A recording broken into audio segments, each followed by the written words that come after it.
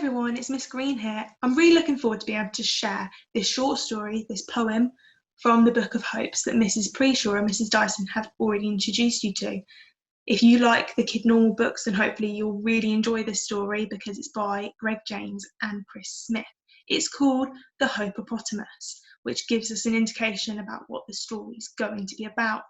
Shows us that emotion of hope is probably going to be a theme that runs through it, and it also kind of tells us who the main character in the story is going to be. You might also want to look out while I'm reading for what other emotions the authors try and evoke, okay? Because we know that when we're writing, we can make readers feel either positive or negative emotions based on the words that we choose to use. So sit back, listen, read along if you want to The Hope-o-potamus. In a drought, in the dust, in a dry riverbed, a sad hippopotamus hung his grey head. He'd had nothing to drink since the start of the week. If he didn't find water, things could get quite bleak. The hippo was sad, the hippo was hot. But did he sit down and give in? Of course not. He remembered the words of a wise old giraffe they had heard long ago when he'd been a young calf. There'll be times in your life when your road will be tough. You'll be tempted to say that you've had quite enough. There'll be people that try and convince you to stop, and you'll feel that you're just about ready to drop. But those are the times when you've got to keep moving, and with every small step you will see things improving. Just point any way that seems hopeful to you. You move 1 foot forwards, then foot number 2. Then follow this up with the other 2 feet and return to foot 1 and repeat and repeat. Remember these words, said the wise old giraffe to our hero the hippo when he was a calf. So the hippopotamus nodded his head. I'll keep plodding and see where I get to, he said. And he looked around at the arid terrain and thought, will I ever find water again? Ahead, a high mountain rose up in the distance. It looked rocky and steep, but with hippo persistence, he decided he'd walk until he'd overcome it, in case there were better things over the summit. First, he came to a desert, which wasn't too handy. It was hard to walk through, rather slippy and sandy.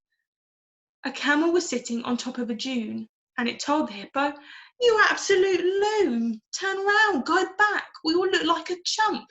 There's no water this way, except in my hump." But the hippopotamus shook his head. "Just a bit further," he boldly said.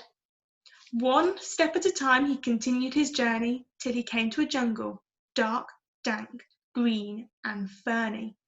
The jungle was thick and the creepers were creepy, and the large sloth hung down from a branch looking sleepy. This forest, it goes on for miles, he said, yawning.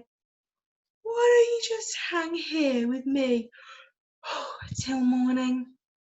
The hippo, though tempted, again shook his head. Just a bit further, he bravely said. He plunged on through the jungle, and after a while he arrived at the mountain, the ultimate trial. Poor hippo was tired, almost giving up hope, but 1 step at a time he pushed on up the slope.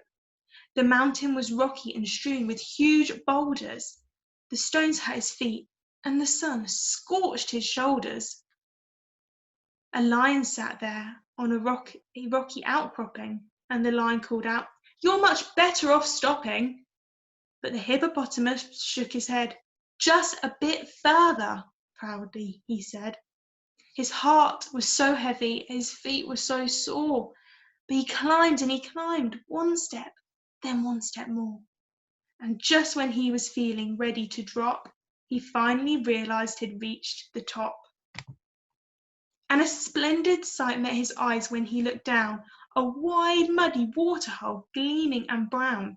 He could see lots of sploshing, someone was there bathing, a hippo, a friend, and they seemed to be waving. And the hippopotamus nodded his head. "I'm glad that I chose to keep going," he said.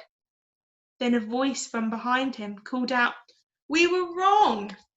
The lion, sloth and camel had followed along, and the animals cried, "You're more brave than the lot of us! Hip, hip, hooray! for the Hope-o-potamus.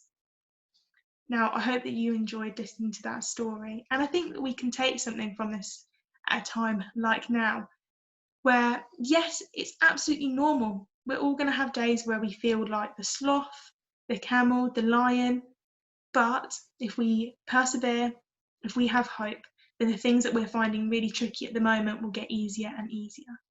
Have a lovely day, and hopefully I'll get to see you again soon, even if it's only virtually. So bye.